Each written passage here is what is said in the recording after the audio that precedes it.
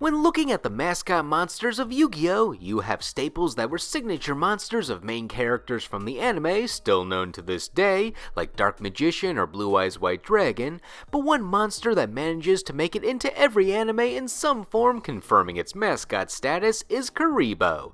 This little guy is just a rugged circle with 2 eyes and many arms and legs. He's the size of a marketable plushie and he's cute, so Yu-Gi-Oh! Puts him in every series as a companion buddy for a main character, usually with an effect that protects against damage in some way. As a result, Kuriboh is one of the most reoccurring monsters in Yu-Gi-Oh!, getting a new version of itself every so often, sometimes in reference to the anime or manga, other times just because it seems like a fun idea. So for this video, we want to look at the best of Kuriboh throughout the years. We'll be judging them based on their effects, marketability, and how good of a little buddy companion they were. Not all the Kuriboh we rank had to be in the anime or manga, and not all of them had to have useful effects, as long as they fulfill one of those points, though it helps if they have all 3. And since we're talking about cute things, it would not be complete without my co-host, Judgment Meter. We're just gonna rate how cute they are. And judge them by the other factors I mentioned. Mostly just the cuteness factor. Now, let's reveal the top 10 Kuriboh monsters in Yu-Gi-Oh! Number 10, Sphere Kuriboh. Sphere Kuriboh may have never appeared in the anime or manga, but if he's anyone's best buddy, he's yours if you played Duel Links years ago.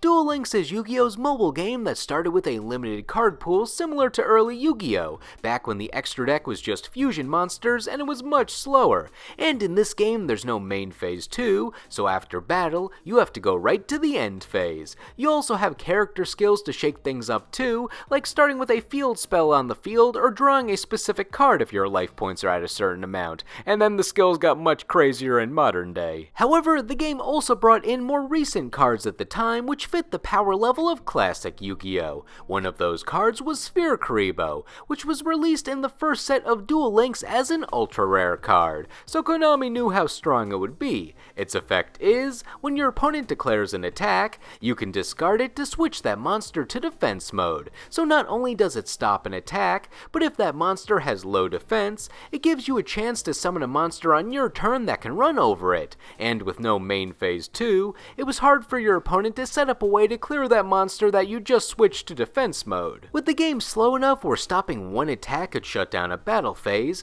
Sphere Kuriboh was a staple in many decks for years. As time went on, more mechanics and summoning methods were added to Duel Links until the game eventually just became an alternate format of the modern game, so Sphere Kuriboh got phased out of the meta. But I remember seeing it in decks until like 2021, which is pretty long lasting. Duel Links came out at the beginning of 2017, and this card came out in 2015 in the physical card game, so Duel Links saved this card from being obscure pack filler. I'll always love him though, he's just a fun round boy. Oh my god, he's bald. What's wrong with him? Nothing, he's just a good spherical boy. Aren't they all spherical boys? Technically no, but most of them have fur, so we wouldn't know until we shave them all. He is the most spherical on the spherical scale of roundness. Oh my god, he's the Death Sphere of Star Wars. Death Star, and we call it Cosmo around these parts. Sure. The funny thing is, this card has a second effect that no one remembers. If it's in your graveyard,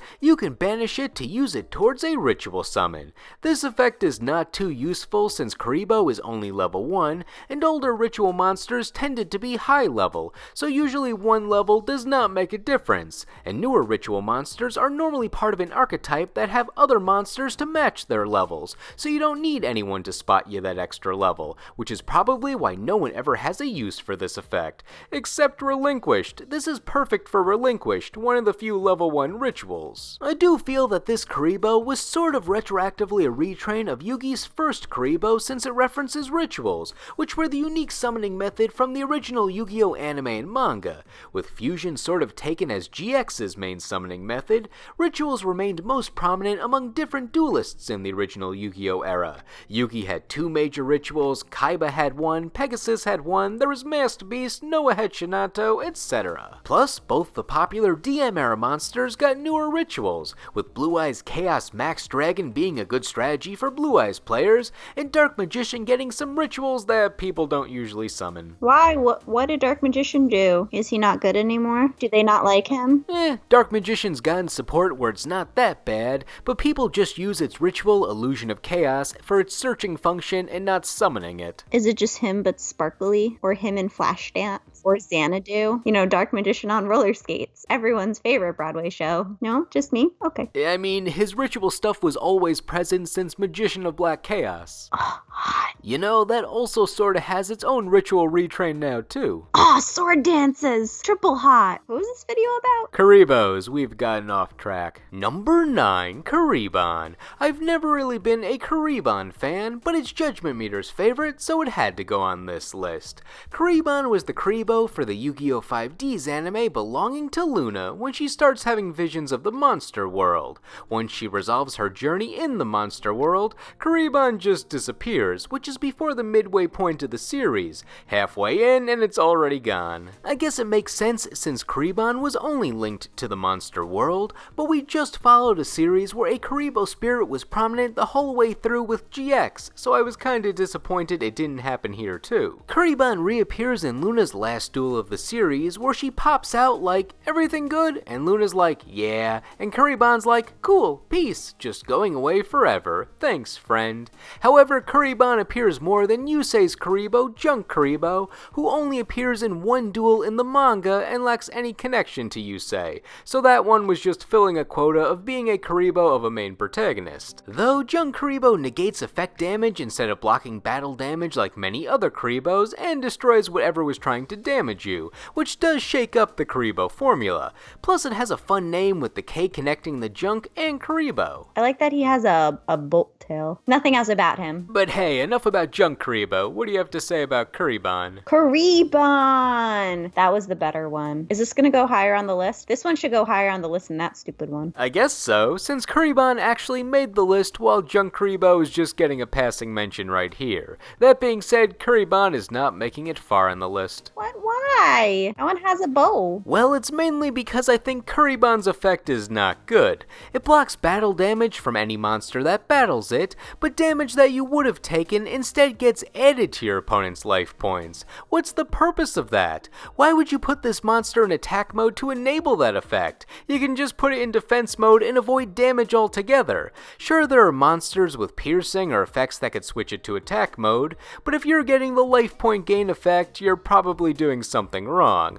Its benefit is that last line of text. It bounces back to the hand when destroyed rather than going to the graveyard, so you can reuse it each turn, but I'd rather just play a stronger monster that doesn't need to worry about bouncing to the hand. You know, if we only judged cards by how many stars or how big their numbers were, then they would all be boring and stupid. Actually, if we just judged on big numbers, then Master of Oz would dominate every list he's on. I don't know what that is. The big koala fusion with 4200 attack. Oh yeah, but that one's kind of funny. It's a kangaroo. But yeah, Kuriboh's effect just felt like the drawback was way worse than any benefit, so if it wasn't for its role in the anime, I may have just forgotten about it. But hey, at least Judgment Meter's always gonna think you're cute. Yeah, but I also feel that to be true with a lot of the Kuribohs. Boop, you get a sticker. Number 8, Kuriboh. Kuriboh has my favorite name since it's a pun on what it does. It's the monster reborn of Kuriboh. If one of your monsters is destroyed by battle, at the end of the battle phase when it was destroyed, you can discard Kuriboh to target the destroyed monster in your graveyard and special summon it. That's a pretty cool effect that stays in the spirit of Kuriboh effects, being related to the battle phase, but dealing with the monsters rather than the damage. It also has a second effect, where if it's in your graveyard, you can banish it to special summon as many Kuriboh monsters from your graveyard as possible. That may sound meaningless since how many different Kuribohs Kuribohs are you going to play in a single deck, but there's a couple of Kuriboh that might benefit from being on the field. Maybe we'll talk about them later. The main thing I remember about this guy, outside the effect, was Duel Links used to have a monthly side event for a few years called Train Your Kuriboh. You essentially earn EXP as you play the game, and as that happens, your Kuriboh changes forms, and the higher the form, the better the reward, turning from the original into Curry Bandit, into Sphere Kuriboh, into Relink Kuriboh, and then into its final form, Kuriboh. So because of that, I've always thought of this as Kuriboh's most evolved form. This implies that he's the final boss of Kuriboh, yet his effect is worse than many other Kuriboh to me. Yet still, the game indirectly altered my view of the Kuriboh hierarchy forever. I wonder what landed Kuriboh in this position. Maybe it's his appearance that makes him top dog. He looks almost divine. Perhaps it's the white fur. That could mean he's an elder. This one has a job. He works at the temple. Which temple? The Yugioh one. What is he? What is a, what? He clearly has a profession. What is it? He revives monsters for a living. Oh, so he's a necromancer. He's the cutest little necromancer I've ever seen. I like his little paw position. What's he doing with that? Hyping us up? Yeah, I'm excited, yeah! He's pretty cute. I love him. He's pink. Pink? His fur's clearly white. He's pink. Look at his cute little purple hat. Purple and pink or not, it's fine. Number 7. Rainbow Kuriboh. Rainbow Kuriboh had a short stint in the anime, being in Yu-Gi-Oh! Zale, or Zexal, finding the main character Yuma when he gets lost in the astral world. They hop a few dimensions in this anime. What I like about this Kuriboh is it acts as Yuma's guide because it belonged to his dad. Yuma's dad was lost between dimensions after being betrayed by his supposed ally, so Rainbow Kuriboh sort of acts like Yuma's guardian angel when he's wandering around in that dimension. Yuma's admiration for his missing father is probably my favorite thing about his character in Zexal, since I love that family bond.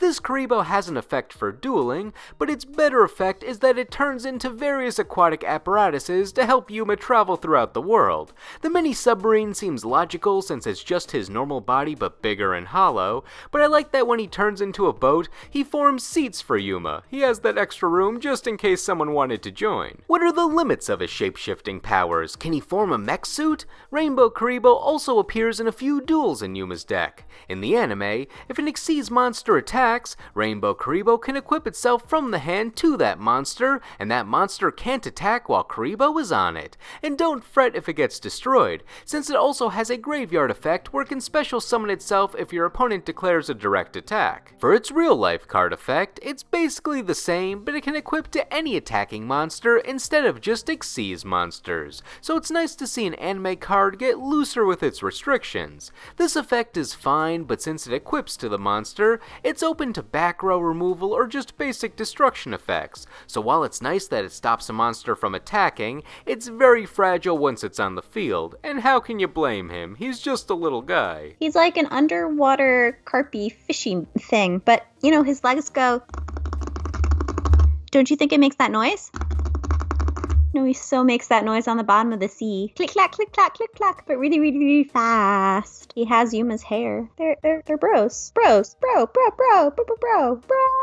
I've lost my mind. The main weird thing about this guy to me is his stat line. It's 100 attack, 100 defense, which is lower than the standard Kuriboh stat line. Not sure if there's a hidden meaning to 100-100, but regardless, it makes him even more different than his Kuriboh brethren. Number 6. Curry Bandit. Curry Bandit is a Kuriboh that doesn't play like any other Kuriboh. In the anime, he was related to Yami's short-lived Kuriboh-focused strategy, more on that later, where one of their things involved summoning Bandit. His effect in the anime was a quick effect to tribute itself, and then you draw 5 cards. If you drew any monsters, they go right to the graveyard, so it basically lets you randomly add spells and traps from the top of your deck, but mill monsters. One of those monsters sent was Electromagnetic Turtle, which has the effect that lets you banish it from the graveyard and end the battle phase immediately, which Yami did when he was about to lose to a big attack monster. That's a common strategy in the actual card game, milling monsters to the graveyard with graveyard effects, so it's cool to see that used in the original anime. It was brought to the real-life card game many years before the rest of the Kuriboh cards used in those duels, so the effect is standalone. They nerfed its effect where you can only tribute it at the end phase on the turn that it was normal summoned, and then you excavate the top 5 cards of your deck, add just one spell or trap that you revealed, and send the rest of the cards to your graveyard. Despite the slower effect, this was a surprisingly useful card at the time. It came out in 2014, so decks like Infernoid, which almost exclusively benefited from having their monsters in the graveyard, loved that this monster just sent the top 5 cards of their deck immediately there. The main downside was since it could only be tributed during the end phase, and it has to be normal summoned, you would have to have some other strategy to protect yourself, but since it was 2014-2015 Yu-Gi-Oh!, you were less likely to lose in one turn at the time, so you could afford the setup. Plus, if you go with a Kuriboh-focused strategy, you might have the tools you need, or just play Battle Fader or Gores like everyone else at the time. Still, it's funny how this works nothing like a standard Kuriboh monster without the context of the anime, but at least he fits the Kuriboh vibes with his appearance, though a bit less cuddly. Oh my god, what is a pirate demon? It's a furry little bandit. What the hell? I think it makes a lot of sense. Number 5, the original Kuriboh. As with my Yu-Gi-Oh! Pot video that put Pot of Greed at number 5, original Kuriboh is perfect for the middle of this list, since it's the de facto Kuriboh that started all the Kuriboh, so other Kuriboh built upon its existence. Some tried to be too different and were worse, while others improved upon how Kuriboh works or took his mascot status to the extreme. First off, this Kuriboh managed to make a big splash in the anime, saving Yugi's ass in various big duels. Yugi used it in both his rematch against Kaiba and his duel against Pegasus to make Kuriboh multiply and block Yugi's monsters from being attacked or absorbed, and since it was Duelist Kingdom before rules existed, Kuriboh's effect was just that it explodes when touched, so that's what he does. He's a bomb, and that's how he blocks things. But outside of this, he was used more as a monster that would catch people off guard since he only has 300 attack and 200 defense and people would underestimate it. Against Mai, Kuriboh was used in the Blackluster Ritual. In the Battle City Tag Duel, he was in mascot mode and just sat on the field for a while, and then he does the multiplying thing again. Against Bakura, Yugi used it as a lure for Bakura's attack redirect and ghost so he could exercise it. Against Gansley, it accidentally became Yugi's Deckmaster, where it created a rainbow bridge for Gaia to attack directly and was a lovable guy overall. It bit Noah in their duel, and against Raphael, we'll get to that in a moment. To emulate how Kuriboh exploded to protect Yugi, its real-life effect is when you're about to take battle damage, you can discard Kuriboh from your hand and you don't take the damage, making Kuriboh the first hand trap in the game, which just means a quick effect card that you can activate from your hand to disrupt your opponent in some way. Kuriboh usually gets forgotten as the first hand trap. I tend to hear people incorrectly say DD Crow is the first hand trap since it had the very useful effect of banishing a card from your opponent's graveyard, but blocking a hit of battle damage could be useful in early Yu-Gi-Oh! When the game was slower, right? I would have thought it was useful in middle school. But the main influence original Kuriboh had was that future Kuriboh had elements of this effect in their effect, at least one of those elements, but usually more. They tend to be quick effects, hand traps, and or block damage in some way. Because of the more efficient Kuriboh that have come out, original Kuriboh really just fulfills the mascot role at this point. However, Konami expanded on him specifically with some support. In the Waking the Dragons filler of the anime, Yami dueled against Raphael twice, and since the anime could do anything with Yugi's existing monsters at that point, they recognized the marketability of Kuriboh and gave him 4 siblings in a variety of colors. They're wacky, they're zany, they ride on stars like Kirby. He uses 5-star Twilight, which summons all of them from the deck, and then they combine into bigger Kuriboh, mainly Curry Babylon, which just gains a bunch of attack the more Kuriboh you have on the field or in the graveyard. They could also turn into Curry Bandit, who was weirdly released before any of those Kuriboh in the real-life card game. As I showed in an earlier segment, Bandit was released in 2014, but the rest of the brothers and other cards were not released until 2021, and as you would expect, the brothers are not too good. They have extra effects from the anime that potentially protect them from battle or search other Kuriboh, and Twilight can summon from the graveyard as well, so you don't have to worry about losing a Kuriboh Kuriboh early, but these guys really are just here for the novelty of it, and that's okay. Even better, they all have a specific emotion that they're showing off on their card art and silly names. Kuriboh, Kuribi, Kuriboh, and Kuriboh. That one's pink. What? I like him because he's mad, and sometimes I feel mad. These faces, these are much better faces than the regular faces. I love them. They're so cute. That one's like angry, but with more motion. Enough of the angry ones. What do you think about Kuriboh? He's shy. Sometimes I feel shy, and I put my hands over my face, and I go, boo. How about your thoughts on original Kuriboh? It's technically his entry. I love it. It's just like, I can't even. It has like dinosaur arms that are just sort of plastered to a dust bunny, and it stares into your soul with those piercing eyes. Those piercing eyes are made of Pac-Man. Oh my god, you're right. But then why do they look so haunting? Is it because Pac-Man eats ghosts? Sure. Number 4, Performapal Classic Kuriboh and Baroque Kuriboh. These Kuriboh get grouped together on this list for pretty obvious reasons. They're both Performapals, which is the circus-themed archetype of the Arc 5 protagonist. They're both pendulum monsters, and they're both themed around classical music. Classic Kuriboh has the Classic Kuriboh stat line, level 1, 300 attack, 200 defense. You can put him in your pendulum zone, and when your opponent declares a direct attack when it's there, it destroys itself. Then when it's destroyed by that effect, the battle phase ends immediately, which is a nice effect to shut down the opponent. It can also be discarded to change another monster's pendulum scale value, and now that it's in your graveyard from being discarded, you can activate its graveyard effect, where if you take battle damage, it can place itself in the pendulum zone, thereby starting the process all over again where you can shut down the battle phase. Baroque Kuriboh has a more offbeat Kuriboh stat line, being a level 8 monster with 3000 defense.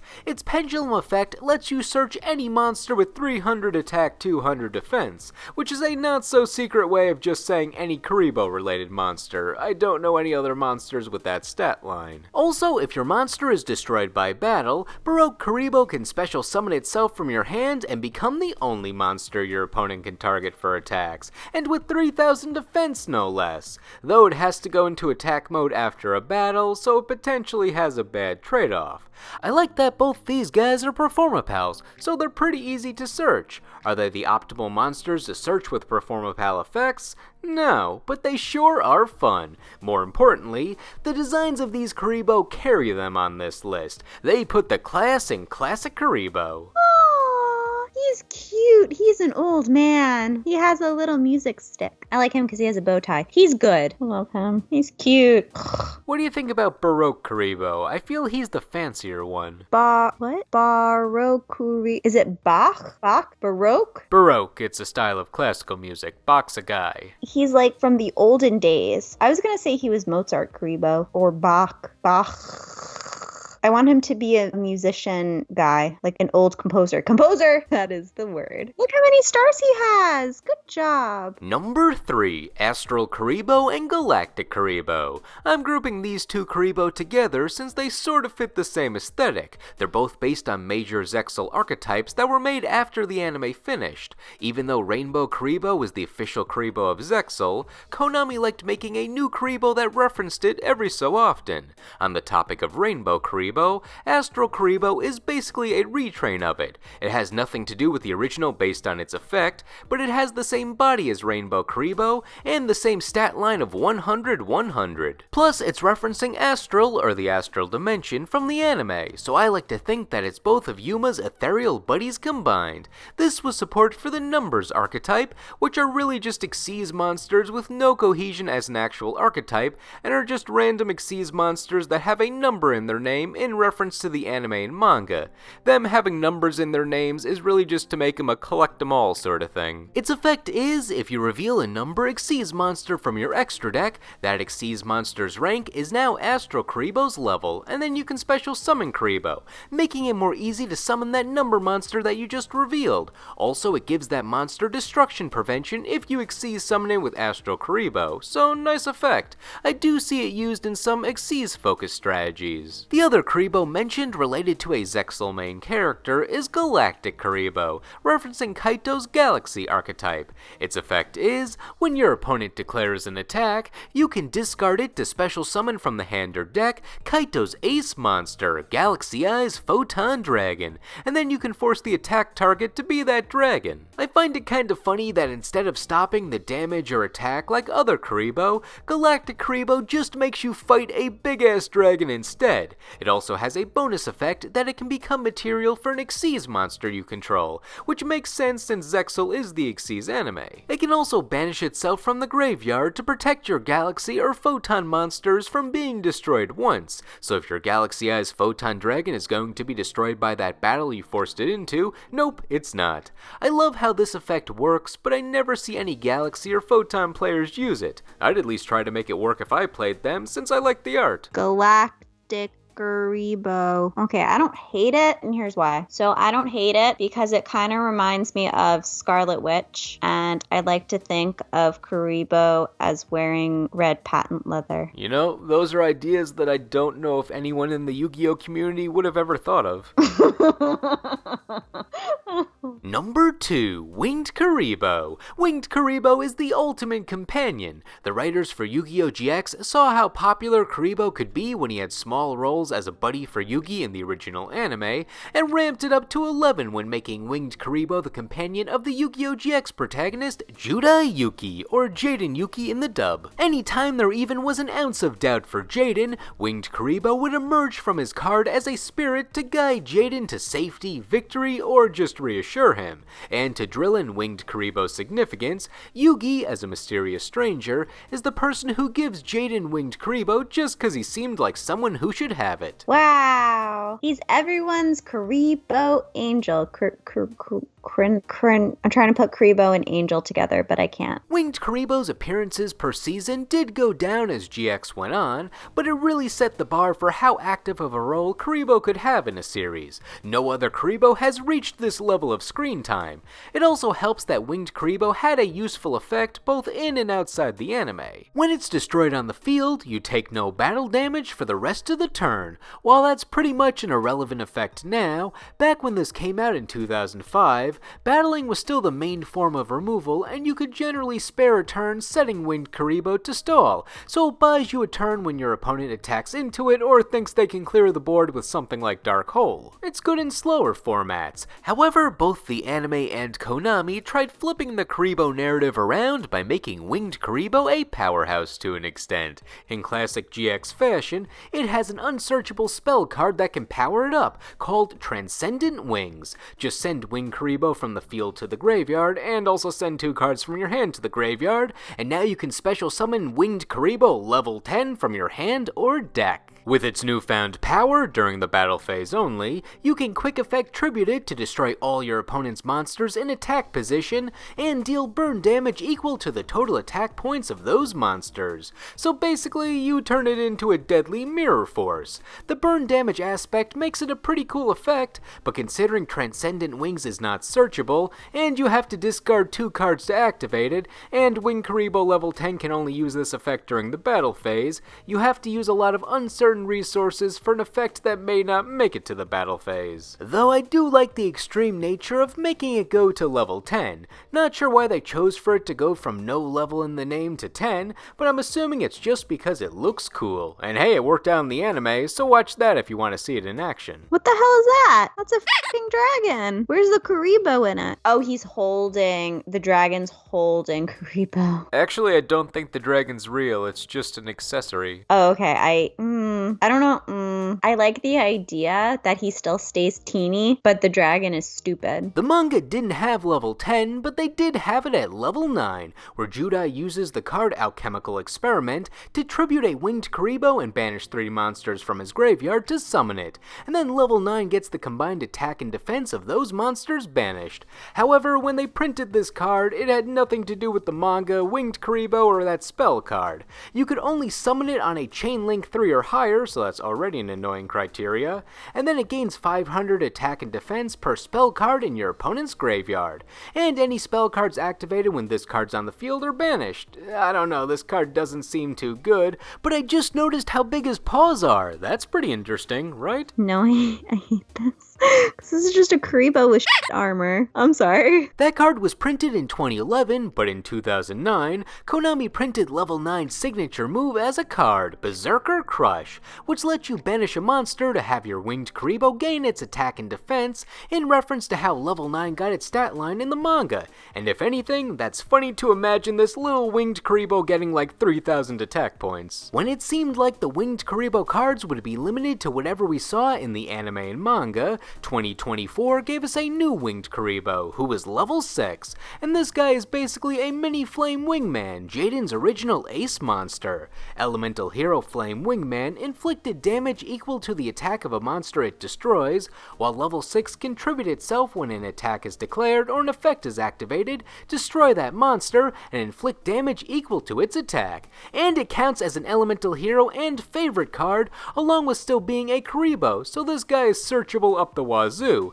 And it's a level monster, which is also a type of monster that has some support. It's easy to summon by banishing an elemental hero fusion monster or winged Kuriboh from the graveyard, so it seems useful. And if anything, he can be the team mascot. Look at him, he's having a good time. Oh no. Why did they do that? Why is he eating him? What did Kuriboh do wrong to get eaten? He's not being eaten, it's just a fun little costume. No, I hate this the most. It's just a costume and he's safe. No, he's not. Why must you hate things I enjoy? For honorable mentions, let's go over every other Kuriboh that exists. First off, any Kuriboh discussed within an entry counts for honorable mentions. Then Kuriboh. This was Yuma's Kuriboh before Rainbow Kuriboh, and he kinda just stopped showing up. Like Yuma used him twice, and then it was done. This is a platypus. Is it because it looks like it has webbed feet? It is a rounded platypus who uses electricity to fight because it is made of rubber and it can't get electrocuted itself. So there. Kuriphoton. This was Kaito's official anime Kuriboh, but he only used it once.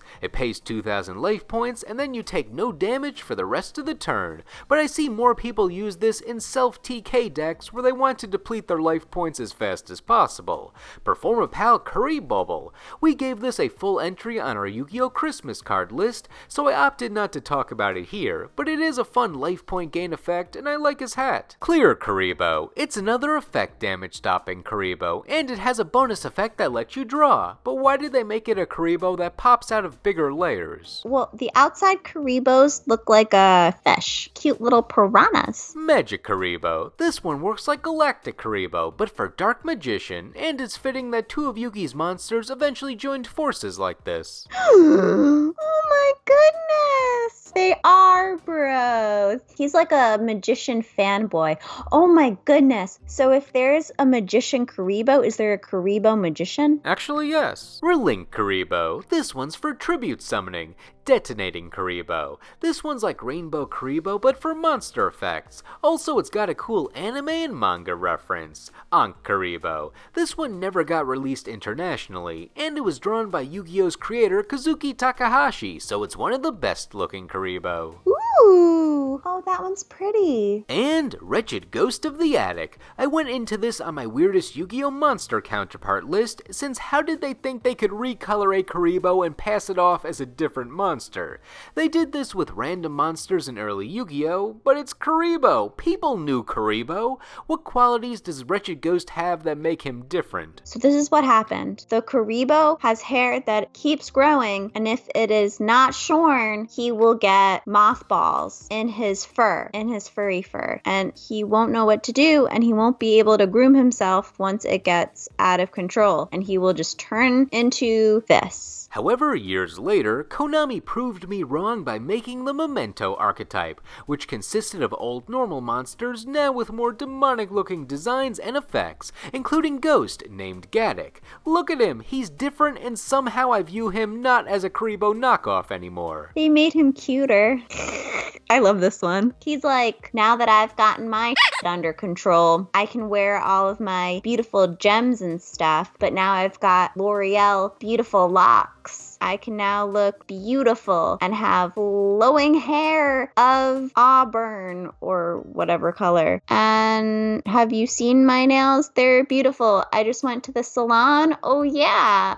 Don't you love the green? It's actually poison apple green because I dunked them in the river Styx. Also, last second honorable mentions to Kuriboh and the other Rush duo Kuriboh, Little Kuriboh, creator of Yugioh Abridged, and the Kuriboh from Yugioh Abridged, which is actually a reference to Action Hot Dog from the very 2000s Adult Swim anime parody Perfect Hair Forever, who I think is more well known than the show it's parodying, since Perfect Hair Forever has been dead for years and Yugioh Abridged is still going. For number 1, I wasn't sure if we should go with screen time or effect. Luckily, there's a Kuriboh that was prominent in its respective anime, and it has a really good effect, so good that it got banned in real life. Number 1, Link Kuriboh. Link Kuriboh was a part of the deck of the Yu-Gi-Oh! Vrains protagonist Playmaker, but it didn't show up in his deck until the second season, and it technically wasn't even his. It was lent to him by his AI companion I, who uses Link Kuriboh to travel on and help him investigate in the virtual world where all the duels and plot take place. Okay, I don't hate this one, and I will also tell you why. So I like this one because it reminds me of the Bomb-Bombs. Bomb-Bombs? Bomb-Bomb? Bomb-Bomb. Ba-bomb. Ba-bomb. It reminds me of, not that one. I like the card better. The Ba-Bombs. And I just imagine it toddling around on its two little footsies and just going boop, boop, boop, and then stumbling into something and then just exploding. Link Kuriboh does pretty standard Kuriboh stuff, just floating around and being cute. When Link Kuriboh joins Playmaker's deck, he becomes the first Kuriboh that's in the extra deck, being a Link monster with the same attack as Kuriboh, but since Link monsters don't have defense or levels, it's a Link 1 that can only be summoned by linking off a level 1 monster, in reference to how Kuriboh is level 1. When it's on the field, if an attack is declared by an opponent's monster, you can quick effect tribute Link Kuriboh to drop that monster's attack to 0, essentially stopping the attack. Then when it's in the graveyard, you can tribute a level 1 monster you control to special summon it back, so it keeps on recycling itself. The effect seems pretty standard. It stops an attack once, maybe a second time if you have more level 1s, but eventually you're gonna run out of resources if you rely on it, and there are plenty of ways now for your opponent to wipe the board. However, its attack reduction effect is not the issue, rather it's Link Kuriboh's summoning criteria. All it needs is a level 1 monster, and to Link summon in Yu-Gi-Oh! It basically means you send those monsters to the graveyard that you need to bring out the Link monster. In the anime, Playmaker primarily used the monster Dotscaper to summon it, which has the effect to special summon itself after it goes to the graveyard, which is a fair effect. It just gives him an extra monster for more Link summoning. However, when Link Kuriboh is not limited to a Cyburst pile deck, any level 1 monster in the game can take advantage. Some archetypes prefer having their monsters in the graveyard or can use them as banishing material, but the most common use was to link off a level 1 monster of an archetype with an effect that triggers when it's sent to the graveyard, and then you get that effect to get your combos going. Archetypes like Altergeist could send their level 1 lady to the graveyard with Link Kuriboh, and then you get your searching effect and then your special summon effect, but overall this wasn't a problem for a while. No deck was truly abusing this to the point of being broken. However, a very strong archetype eventually came out called Snake Eyes, and not only could their main combo starter get its graveyard effect thanks to Link Kuriboh, but the other main monsters in the deck are level 1, so Link Kuriboh could use its revival effect to pop any of those level 1 monsters on the field, and then the Snake Eyes boss could revive those monsters to get their effects that activate when they're summoned again. Link Kuriboh was not the main problem in this deck, there's a lot of busted stuff, but since it had 2 ways to enable Snake Eyes, it got put on the chopping block and was banned in 2024 in the TCG. Maybe it will eventually come off or get an errata, but for now, he's gone. He does have another form called Link Kuriboh, which is him but angry. In the anime, I think it's implied that the villain of the last arc corrupts him and uses him since Link Kuriboh stops appearing in Playmaker's deck, but the card One Curry Way shows that they're 2 separate entities and the little buddy was just betrayed. Why did you make him cry? Is this what it's like to put him on the ban list? Aww. Oh, okay, I do kind of love that. And you will tell us why. And I will tell you why. I will tell you what for. I like that he's in a little scuba suit. Like, the scuba suit can stay the same, but you know what? He still has emotions inside. Kuriboh can only be summoned with a Cyburst monster, and has the effect to negate a trap by tributing itself, so it has a more mild effect in summoning criteria, and no one has found a way to use it to a broken extent yet, so he'll have to carry on the legacy. But Kuriboh has his own legacy to uphold, and I'm happy we had him around to show us the true power of a Kuriboh, not only getting him banned, but getting him number 1 on this list. Now, what did you think? Did all these Kuriboh know the assignment, or were some of them not Kuriboh-y enough? And what are some of your favorite Kuribohs, whether we discussed them or not? Let us know in the comments. Anyway, thank you all for watching, and we will see you in the next video.